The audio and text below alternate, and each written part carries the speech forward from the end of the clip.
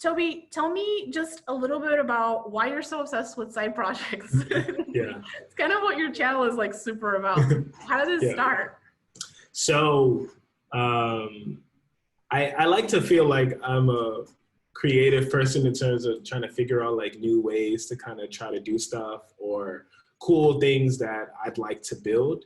And it wasn't until I really started getting into software development that I realized how powerful technology is and how possible some of like the wildest things that you can have in your imagination could be brought to life. So around the time where I started taking YouTube seriously in April of 2019, I thought like, hey, if I have some kind of wild idea, I bounce the idea off to my friends and see what they think about it. And in terms of how possible it is, in terms of, yeah, I would just try to go for it and see where it goes from there. So one of the biggest issues with side projects that people tell me is there's just no time for them. Like you're going to school, maybe even have like a side gig you're working on. Like when do you find the time to do yours? Yeah, this is kind of like a side answer to that question, but I think for me in terms of allocating time, first comes from choosing the right project to work on and having the right mindset going into it. I definitely don't think that people should make a calculator or a to-do app just because it seems like the most popular thing. If you don't like doing that, like if that's something that is boring to you. In any kind of project that you want to build, I think the best way to look at it is to think of something that you think is cool or something that could help you in your like daily task, whether it's like a blog that you want to use, like you want to make a blog, or a basketball simulation app, or just a stock tracker app, any kind of thing that's ranging from your personal hobbies or interests will give you a lot better motivation to do it. That's what I think. What about picking a language when it comes to a side project? Like, am I super supposed to look at what employers want, or how do you decide? I would say pick a language that, if you don't have any languages that you're familiar with yet, just pick anyone just from a hat, or just, if it helps you, like maybe go with some of the more beginner-friendly languages that don't have as much overhead or syntax required, like Python or JavaScript. That's a popular one for me on my channel. Like with how long I've been in software engineering, like still Python, JavaScript, HTML is really all you need to make a bunch of different kinds of projects. And they're really fun to use. A lot of great libraries to use too. And what, in terms of just getting a job, do you think like these side projects are as helpful as the resume, more helpful in the resume? Like how does it rank? You mean then having actual work experience? Yeah. I would say like to always apply to jobs if you're looking for jobs, and at the same time try to see if you could work on different personal projects. I would say that like work experience as an employer, like employers would like to see if you're applying for like experienced positions outside of an internship, employers would like to see actual relevant work experience. But at the same time though, if you can work on really cool projects that demonstrate knowledge of whatever kind of area of tech you want to go into, especially if it's something that's displayable, whether it's an actual published app on the App Store or a website app that someone can just click on a link and see. I think that can be really powerful too, in terms of just showing the employer that you have knowledge of software engineering practices, or you just have a passion to code that you've developed on your own. Do you think that it's better to have one like super elaborate thing built that I'm like crazy interested in, it's my passion, Yeah. it's what I want to do in like all of my free time? Yeah. Or as an applicant, do you think people should show range by having a bunch of small projects that show they can work in different languages, or that they just have range? Yeah, that's a good question. And I think it depends. Like if this is a project that you really love, and more importantly, it's not like, I guess, half finished, like you're iterating on finished product just because you love it so much. And if that passion shows through your resume or through like the demo that you have, I think that can be really great. At the same time though, if you're spending all this time on one project trying to make it perfect before you show it to the world, I think that time could be better spent trying to sort of have a range of different kinds of projects, even if they're small, to just give as many kinds of data points that your whoever's reading your resume can see, to see like how interested you are in technology and how well versed are you in various software engineering practices. What about if I build something and it like super bombs? Like nobody wants it, nobody buys it. It just like nobody likes it but me. Like, should I even put it on my resume? I've made so many of those, honestly. And at the end of the day, like, especially like when I was applying for my first ever internship to be a software engineer, I put a failed app on my resume that didn't even go on the App Store. I think just having, it's better than nothing, honestly. Like, if it doesn't matter if it succeeds. I mean, it's nice to have an app that's sort of successful or things that people know about. But if you can have an app on your resume and someone talks to you about it and learns your kind of process through working through different implementations and why something failed, if you can understand why something failed, that honestly, personally, is more impressive than someone that just has an app that blows up that they can't really talk about why. Like, honestly, I think that that is really valuable to have any kind of project that you are willing to talk about. That's awesome.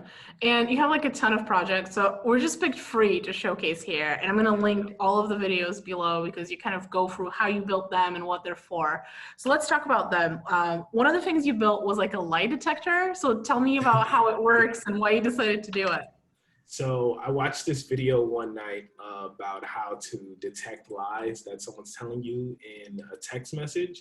And I noticed that it was a bunch of things like the number of punctuations they used, what kinds of words they used. And then I noticed that a lot of the clues are pretty quantifiable.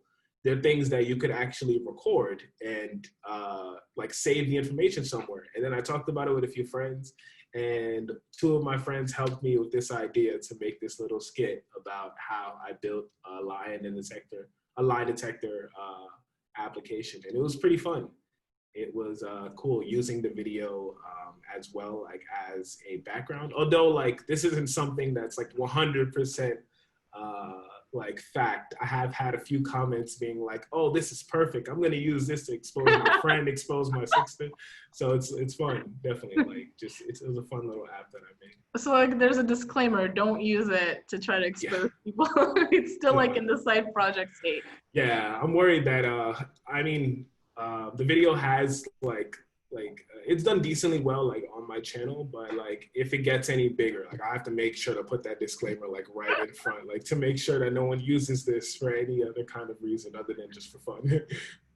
Well, I was gonna use it for like personal reasons, but now I know I've learned two things. Like one, I'm never texting you like ever for any reason. And two, I can't use this for what I want to use it. What about the Discord bot? Like that's a really good project. Like building a bot, it's something that you could find personal use in. And why did you decide to build it? What does yours do? Yeah, so I started using Discord around the time I started playing Fortnite in like 2017. And I've always heard about Discord bots, but kind of like the polished bots that are like everyone downloads and uses for their like different servers. And then I realized that like, oh, this is a great project to use. I don't know if the audience has like heard of Discord or anything, but it's basically like a text messaging app that people that are normally playing video games with each other use, and you can also voice chat on. Kind of like a Slack for gamers, basically. Yeah, exactly. Thanks.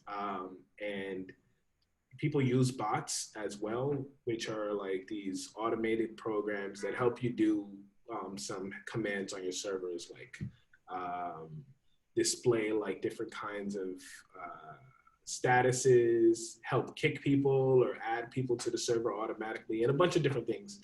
And there's a bunch of resources to create these kinds of bots. And Discord provides like a bunch of different tutorials and APIs that anyone can really use to get a bot going, even if you don't have previous programming experience. So it was fun making that kind of bot. So it's like a really cool starter project with like a ton of documentation, like lots of support. A lot of other people are doing it, so you can probably pop into a community and talk to folks about stuff they've built already. Absolutely. So I think this is a really great one, if especially if you're a gamer. Like it can really help your personal life as well. Yeah. What about there's one on your channel about tweeting, like how tweets go viral. How did that come about?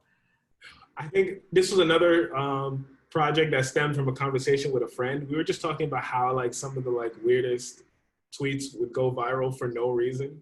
Like someone who would just say something completely normal. And my friend in particular, like he's like one of the best, like he's one of the funniest people on Twitter. But I feel like his tweets never got as much of attention as tweets that did. And I'm like, oh, wait, what? Like there has to be something going on here. So I did some researching into like social networks and how exactly do likes, retweets, and all kinds of different things feed into things that go viral, whether it's on Instagram or any other kind of platform that has some kind of public feedback system. And it was really cool. And I did a video kind of diagramming my kind of hypothesis into like why exactly does one tweet go viral and one doesn't. So it was a fun little, it was kind of like a half side project, half kind of like research analysis, but it was all like fun and laid back and everything. And I showed different kinds of code examples that I think like would demonstrate like things that maybe Twitter engineers would use. I've never worked at Twitter, so I have no kind of affiliation to Twitter at all, but it was great to like kind of just talk about it. Around. Did you use the API or how did you end up putting it together?